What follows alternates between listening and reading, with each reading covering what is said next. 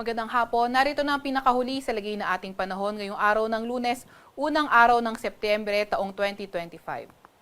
Narito ang ating latest satellite image kung saan yung ating low pressure area na minomonitor ay huling namataan kaninang alas 3 ng hapon sa layong 865 kilometers silangan ng Northern Luzon. Etong low pressure area na ito nananatiling mababang tsansa na maging isang ganap na bagyo in the next 24 to 48 hours at mababa rin naman ang tsansa nitong paglandfall sa anumang bahagi ng ating bansa. Gayunpaman, ito ang magdadala ng maulap na papawirin at mga kalat-kalat na pag-ulan, pagkidlat at pagkulog sa lugar ng Aurora, Quezon, Camarines Norte, pati na rin sa may Camarines Sur. Samantalang southwest monsoon naman o habagat ang nakakaapekto sa kanlurang bahagi ng Southern Luzon at Central Luzon. Gayon din naman sa kanlurang bahagi ng Visayas. Inaasahan nga natin ang southwest monsoon o habagat na magdadala ng maulap na papawirin at mga kalat-kalat na pag-ulan, pagkidlat at pagkulog sa Metro Manila, sa may Visayas, Mimaropa, nalalabing bahagi ng Bicol Region, nalalabing bahagi ng Calabarzon at nalalabing bahagi ng Central Luzon. Kaya ating mga kababayan, lalo na yung mga inuulan ng mga nakaraang araw pa ay pinag-iingat sa mga banta ng pagbaha o hindi kaya pagguho ng lupa. Para naman sa nalalabing bahagi ng ating bansa, inaasahan naman natin yung partly cloudy to cloudy skies at may mga tsansa ng mga localized thunderstorms. Maliban nga dito, sa low pressure area sa loob ng PAR, wala na tayong ibang namomonitor na LPA or bagyo sa loob ng ating Philippine Area of Responsibility. Meron din naman tayong nilalabas na weather advisory. Ito ay updated kanina alas 5 ng hapon kung saan 50 to 100 millimeters na mga pag-ulan ang inaasahan ngayon hanggang bukas ng hapon sa Palawan, Occidental Mindoro, Quezon, pati na rin sa may Camarines Norte. So kapag 50 to 100 millimeters yung mga pag-ulan, localized flooding, mainly sa areas na urbanized, low-lying o hindi kaya malalapit sa river, at landslide ay posible sa mga highly susceptible areas. Kaya palaging mag-antabay sa mga update ng pag-asa at makipag-ugnayan sa ating mga DRR officers.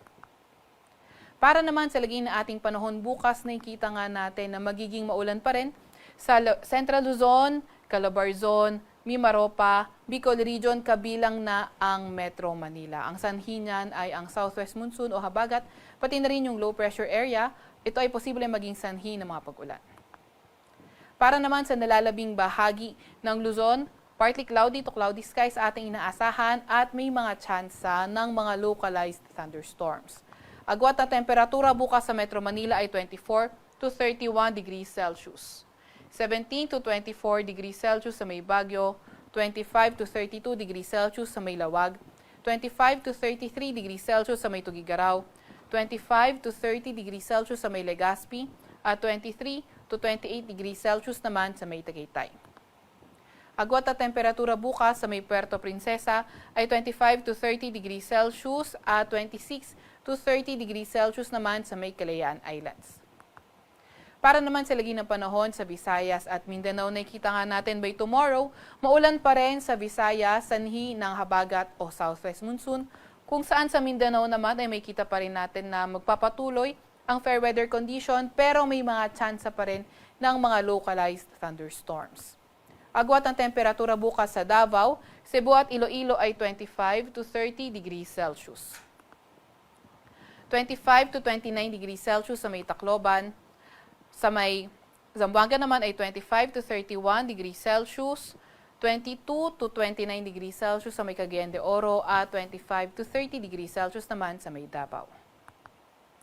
Para naman sa alagay na ating karagatan, wala pa rin tayong nakataas na gale warning sa kahit na anong dagat baybayin ng ating bansa.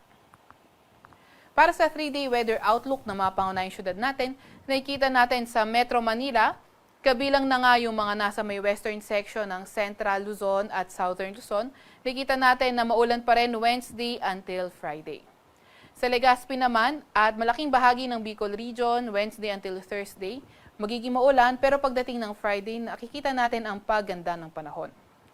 Sa Baguio City naman, Wednesday, nakikita natin na fair weather conditions pa rin, may mga tsansa ng mga localized thunderstorms. Pero pagdating ng Thursday at Friday, hindi lang sa Baguio, pati na rin sa western section ng Northern Luzon, posibleng maging maulan sanhi nga ng habagat. Agwat ang temperatura sa Metro Manila Wednesday until Friday ay 24 to 32 degrees Celsius. 17 to 24 degrees Celsius naman sa may Baguio City at 24 to 32 degrees Celsius sa may Legazpi City. Para naman sa mga pangunahing syudad sa Visayas, nakita natin sa Iloilo City pati na rin sa mga nasa kanlurang bahagi ng Visayas until Wednesday, posibleng maging maulan pero ang pagganda ng panahon pagdating ng Thursday. Sa Metro Cebu naman at Tacloban City at malaking bahagi ng Visayas as early as Wednesday, posible na nga yung partly cloudy to cloudy skies condition at may mga tsansa ng mga localized thunderstorms. Agwat ng temperatura sa Metro Cebu from Wednesday to Friday ay maglalaro mula 24 to 32 degrees Celsius. 24 to 31 degrees Celsius naman sa may Iloilo City at 24 to 32 degrees Celsius sa may Tacloban City. Para naman sa 3-day weather outlook ng mga pangunahing syudad sa Mindanao, nakita natin sa Metro Davao, Cagayan de Oro, pati na rin sa may Zamboanga City at malaking bahagi ng Mindanao patuloy pa nga rin ang fair weather condition at may mga tsansa ng mga localized thunderstorms. Agwat at temperatura sa Metro Davao Wednesday until Friday ay 24 to 33 degrees Celsius.